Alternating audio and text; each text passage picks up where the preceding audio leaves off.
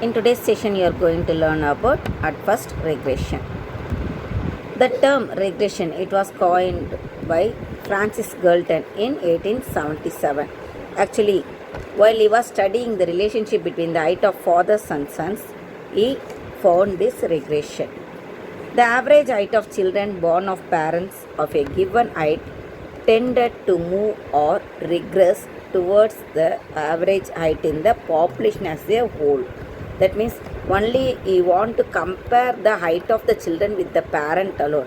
But after that, it tempted to compare with the population itself. Okay. Actually, it is called as a stepping back towards the average.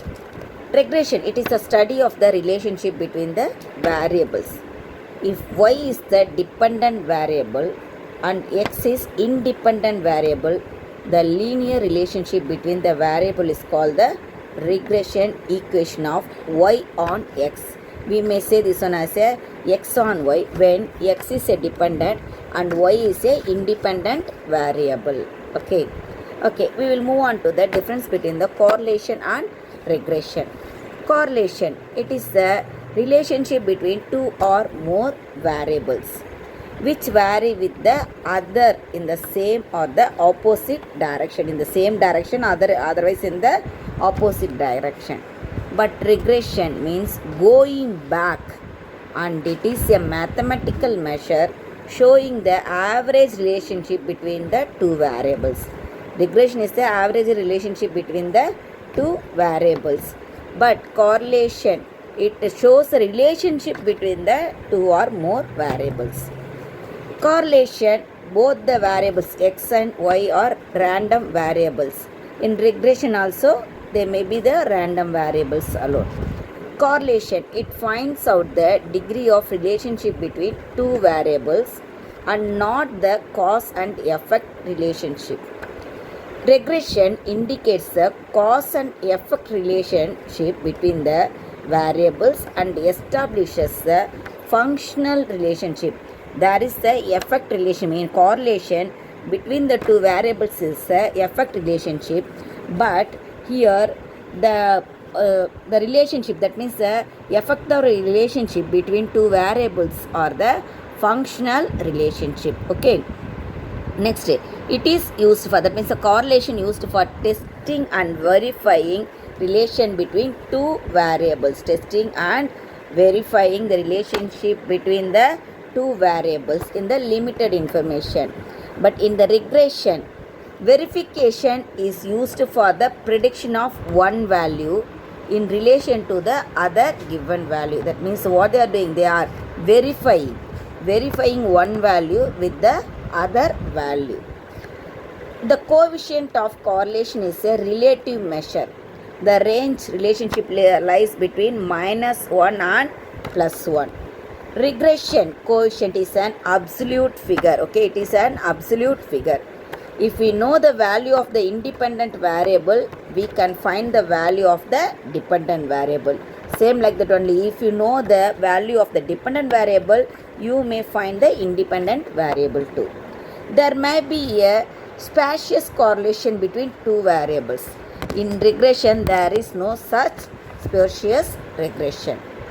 Correlation has limited application, only the limited applications only, sir, because it is confined only to linear relationship between the variables. But regression is the wider application. Okay, correlation is a limited application, regression is the wider application.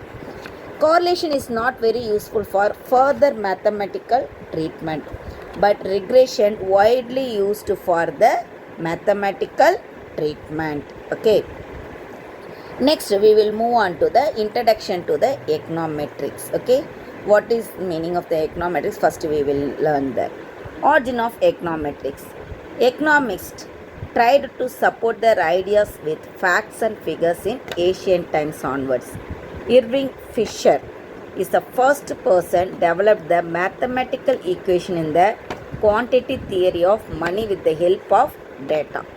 Next, Ragnar Frisk, a Norwegian economist and statistician, named the integration of three subjects such that mathematics, statistics, and economics. Okay, how he combined that one? It is called, he combined and called that one as a one of the subject as a econometrics. He called that one as a econometrics. Actually, it was introduced in 1926. Ragnar Frisk, he got the Nobel Memorial Prize also.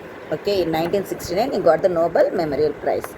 The term econometrics is formed from two words of Greek origin, okovia meaning economy and utopo meaning measure. Econometrics, it is emerged as an independent discipline studying economics phenomena. Econometrics may be considered as the integration of economics, statistics and mathematics. This is already said, isn't it? That is econometrics. It is the combine of the economics, statistics and mathematics. It is an amalgamation of three subjects. Okay, through the Venn diagram itself we may explain that also. Here they given this one, economics plus mathematics we are saying as a mathematical economics. Mathematical economics plus statistical data and its techniques we are saying as a econometrics. Okay, in this itself we may say economics plus mathematics only, mathematical economics, isn't it? Plus statistics.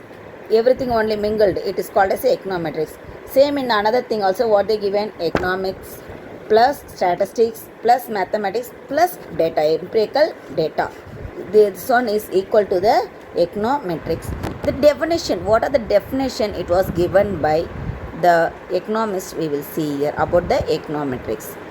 Goldberger, author Goldberger, what he said, econometrics may be defined as the social science in which the tools of economic theory, mathematics and statistical inference are applied to the analysis of economic phenomena. Okay, that means the three subject, everything only it included, that only they also saying. Next, Gerhard Tenbergen, what he said, econometrics is a result of certain outlook on the role of economics, consists of application of mathematical statistics to economic data to lend empirical support to the models constructed by mathematical economics and to obtain numerical results. Actually, about that Goldberger, what he said, that three subject only it included, that like that alone he said. But here Gerhard, what he is saying, the three subject it is included, but from that what we are getting there, only we are getting the numerical result. That means we are adding with that one data also. When we are adding with that one data, we are getting the numerical result. H. Thale, econometrics is concerned with the empirical determination of economic laws. Ragnar Frisk, the mutual penetration of quantitative econometric theory and statistical observation is the essence of econometrics. Okay, next we will move on to the objectives of the econometrics. This only is the Venn diagram of the econometrics. Okay, we may see in this one, econometrics it is in the middle, economics, statistics, mathematics. When mathematics and economics combinedly, what the subject we are getting, mathematical economics. And economics and statistics, both it includes, means what the subject we are getting there, economic statistics. When mathematics and statistics both includes, means what we are getting there, mathematical statistics. So all these things included, what we are getting at last there, econometrics. Objectives of the econometrics. What are the objectives? It helps to explain the behavior of a forthcoming period, that is forecasting economic phenomena, what we can able to do in the future. That only it explains that. It helps to prove the old and establish a relationship among the variables or between the variables. That means it is helps to proving the old one, what they did, and also it is establishing the relationship among the variables. Okay, what the variables, that means what are the things it changed there, everything only it is giving the relationship between them. It helps to establish a new theories and also the new relationship. It helps to test the hypothesis and estimation of the parameter. Next we will move on to the methodology of econometrics. Statement of the theory or hypothesis. Specification of the mathematical model of the theory. Specification of the econometric model of the theory. Obtaining the data. Estimation of the parameters of the econometric model. Hypothesis testing. forecasting prediction using the model for control or policy purpose. What are the methodologies we are utilizing in the econometrics? Only step by step they given here. Okay. Next here given about the flow chart of anatomy or methodology of econometrics. Same only they given in the flow chart. At first what is their economic theory? Next mathematical model of the theory. After that economic model of the theory. Following that one data. Following the data estimation of econometric model. Following the econometric model hypothesis testing. After that forecasting or prediction. Last one using the model for control or policy purpose. Okay. What is the difference between the econometric model and mathematical models and also the statistical models? First one, models in mathematical economics are developed based on economic theories, but econometric models are developed based on economic theories to test the validity of economics. How much days it will be there. Okay, that only we are testing that economic theories. Okay, through the actual data we are testing in the econometric models. Next, regression analysis in statistics does not concentrate more on error term while econometric models concentrate more on error terms. What are the error terms are there? That and all statistics it won't bother about that one, but in the econometric model they will concentrate on the error terms. Okay. And next, assumption for of the linear regression model. The linear regression model, what are the things we can able to assume in that one? Some of them refer to the distribution of the random variable. Some of them refer to the relationship between u1 and the explanatory variables. Explanatory variables only they are saying as x1, x2, x3 like that. Some of them refer to the relationship between u1, the explanatory variables themselves. And also next also they given here that u, about the u alone they given the assumption here. U is a random real variable, that is you may assume positive, negative or zero values. Hence the mean of the u will be always 0. The variance of u is constant for all values of u. The u has a normal distribution. The covariance of any u1 with any other u1 are equal to 0. Okay. U is independent of explanatory variable. Explanatory variables are measured without error. Okay. Always in this one without error only we are finding out. The explanatory variables are not perfectly linearly correlated. The variables are correctly aggregated.